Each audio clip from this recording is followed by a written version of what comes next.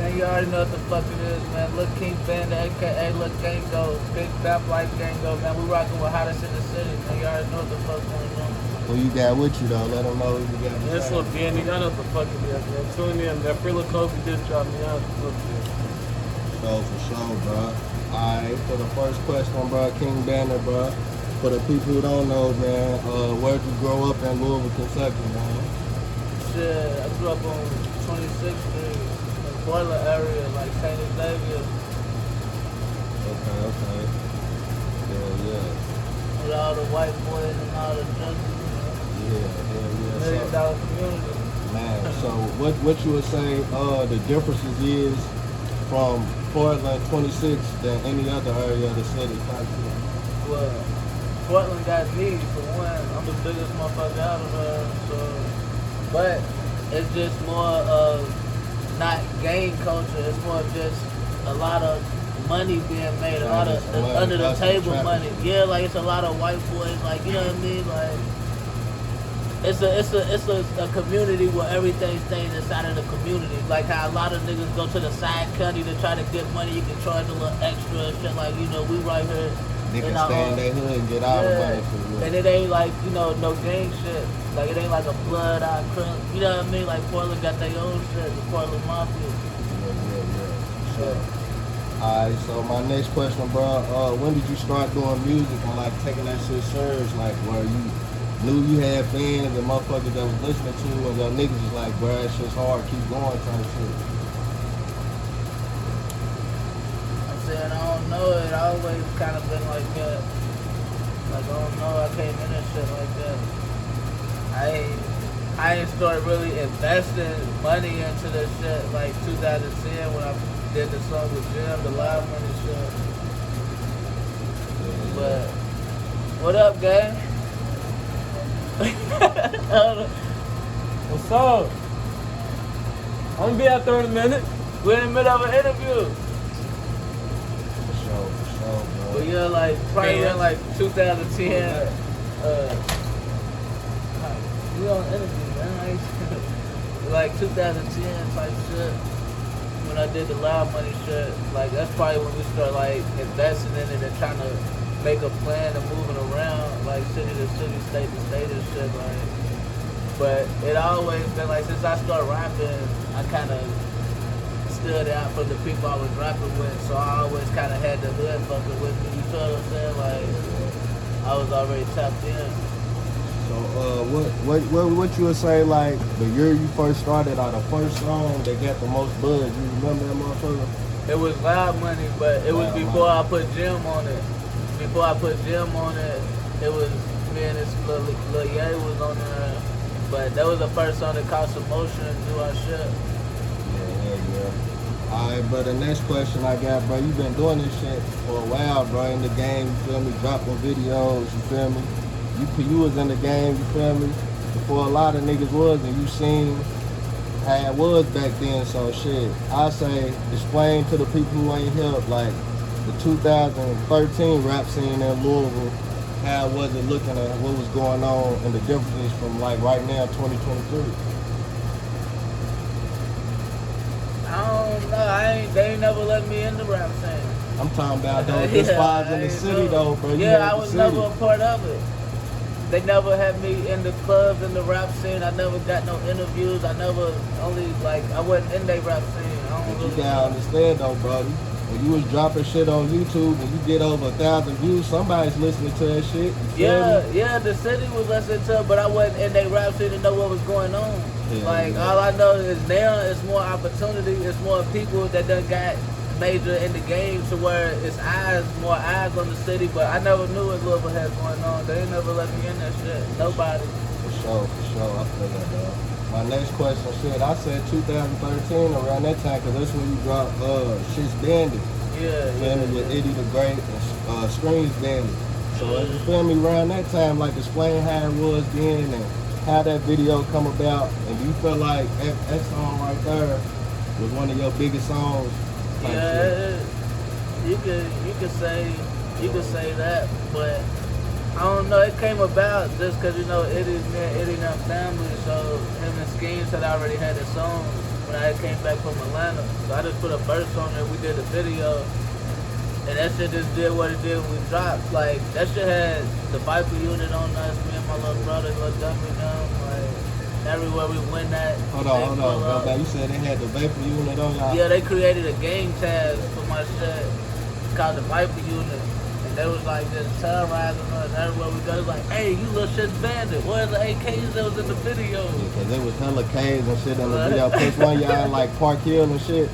Yeah, we went all over the city just fucking with that hood. Yeah, it was a movement back there. It was hard. Wasn't no too many motherfuckers doing that shit. And y'all was working together. You had niggas on there. We had a movement for sure. Like, I had people from every hood, every project that fuck with my shit. Like, my shit ain't ever been tied to one section or to one side of town. You feel what I'm saying? Like, so it always been love all over the city. Like, we had a whole movement to where it was so much shit going on with our names attached to have the people we didn't even really know. Everybody was just bandit.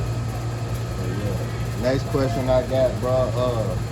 The video, it was probably for like 10, 11 years ago that came up out Double Up. That's one of my favorite ones. That's from back in the G with Sully Stacker, you feel me? Motherfuckers don't know it's dough like, fuck know the motherfuckers that do the clubs and shit. Shout out. But explain that era. See, I'm trying to get like in that era, how that come about, cause you know, bros from Newburgh, you from your way. Like you said, you was fucking with the whole city, but how that come about? I don't know, like Sully used to pull up to my videos and shit, like we was cool filming Concrete CZ, I think was the dude's name, but they used to fuck up my shit. So when Sully was in the A and I was shooting a video, he pulled up to the shit on the same shit he do in the city. Like, that shit just niggas moving around city to city, working and shit. Like, if I'm in Atlanta and I hear somebody I fuck with from the city got a event going on, like, I'm gonna pull it down, like, you know. But that's how that came about with that video, with the came up off Double Up shit. He just happened to be in Atlanta the same time I was filming. I was in the A? I thought that motherfucker was in the city. No, we was in Atlanta. Okay. Alright, my next question, bro. Where did the name Bandit come from? Like, did you make up that name or one of your big dogs? Like, how that shit come about? It was me, my nigga Ye, and my nigga Boo. We came up with it together, but how can I fucking put this shit? You was the face of type shit. Shit ain't, in the end, shit end up, you know, going separate ways. So now it's like you got my side of it, which is BNE, and they still got they shit, which is BMB. Like, they shit is Block Monster Bandit. But it just came together as what we was on at the time. You know what I mean? Like, niggas was on a whole lot of Jack Boy shit, and it just happened to tag onto our name. But over time, this shit just got separated, and now you got my shit. Yeah. Bitch BNE shit. For sure.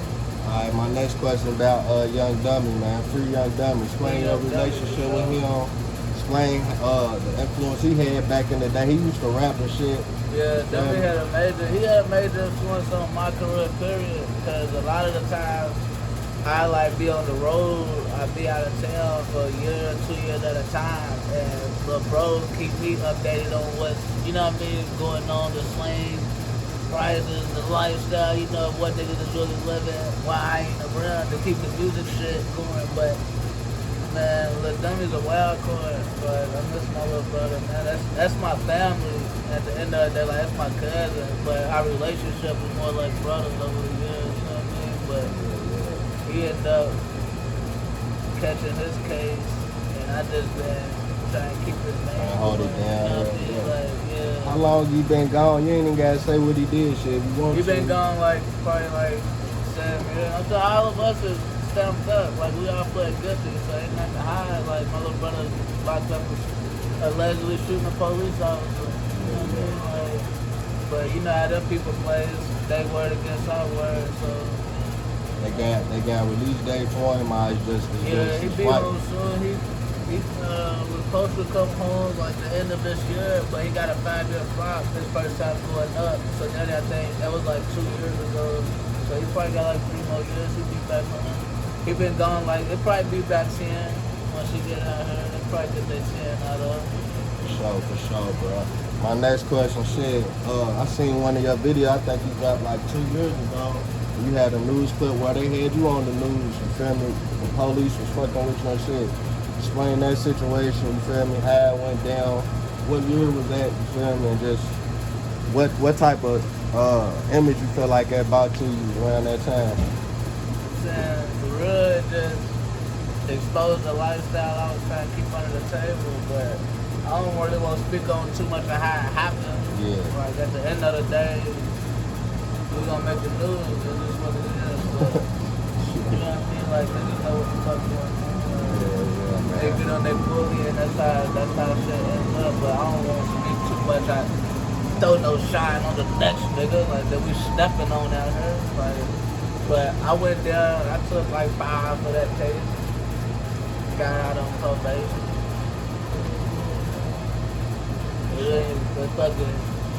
So you said you did 5 and then came home. My next question about working with Jim Jones and Vamp, like was that after that time? That was during that time? Nah, I locked in with Jim like 2010. Okay, damn. 2010 when I was like 19. So, you know, we did our something, but Jim been wanting to sign me since then. So, like, I had caught a couple cases and lost touch and shit like that. We ended up clicking up on the internet 10 years later. So I ended up signing to them after I got out of prison, but I signed with them like 2020, 21 or something like that.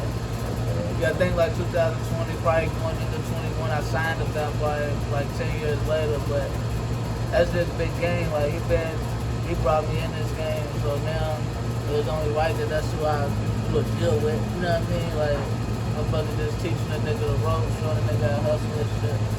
Yeah, so you signed like a deal partnership type shit with Jim type shit. Yeah, with Bandit ENT, like my record company. So he put out anybody that's under the label, like they do distribution wings. Like it's like a label deal, a distribution deal. I got one with him and one with Empire.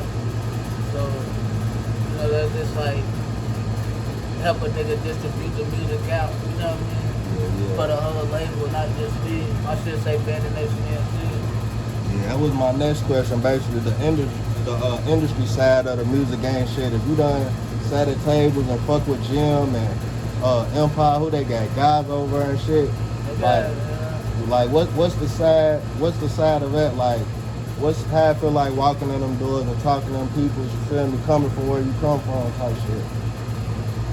And it's what matter of fact, name like shit, the positive and negative part, if it is one, you feel me, for fucking with the labels and shit like that.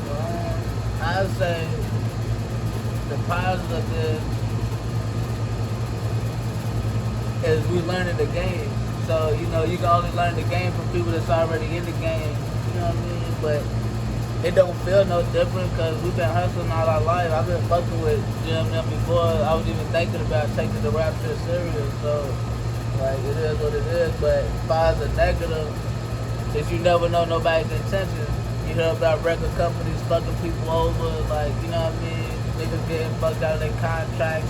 They're the biggest people in the world and having financial problems, like, right. So it's like scary on that end, not knowing the game or what you get yourself into or how they word and shit in the contracts, the lawyer not going over a contract, however the situation may play out. But I don't know, like, it don't feel no different. Like, these are already my friends, you know what I mean? Yeah, for sure. They've been my friends since I was a teenager. Good, for sure. Alright, my next question and shit I got, like, when was the last video you dropped, like, yourself? Was it like 2-3 years ago, or have you dropped something recently? And, like, explain, like, your stop from doing music, like, for 2-3 years to where you was like, fuck that shit. For real, what like, would you want? After I got out of prison for a case, and as soon as I got out, Lil Dummy got locked up. And a whole lot, the vibe just wasn't like that shit. So I was really like, fuck music. Like, I wasn't dropping shit. I even thinking about dropping no shit. Like, but once I got the deal with Jim, I had still working and dropped a couple singles. But that shit's been a couple years old now too. But I was just focused more on the CEO side and more trying to get the business straight so I could make some money.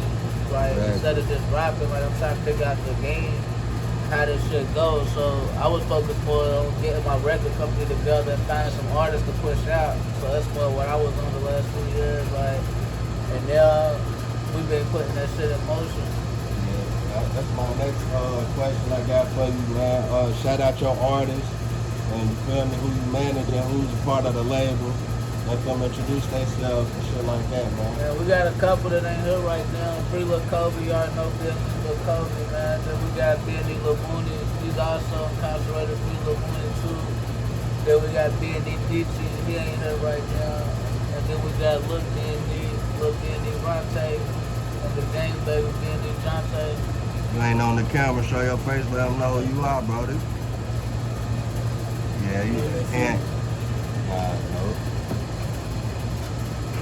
Yeah, man. I'm gonna do an interview with y'all young niggas next, man. Just tell them, you feel me, couple songs y'all done dropped, what y'all got coming, you feel me, and what y'all plans in the game. Go ahead and just tell them right now. We got Free Lil Kobe just dropped. Me and Lil Johnson got Gang Baby on the way. Plus we just turned down a $500,000 deal because we've been having shit. We've been doing this shit. We got My type of natty out. we got a song with Jump Jones on the way. Yeah, And Rugrat, that's her name? Rugrat. And DJ Turn Me Up, that's been out for a little minute. So y'all done dropped the tape, y'all ain't dropped the tape yet. And if Nah, y'all have, what's name the tape y'all got coming out, you feel me?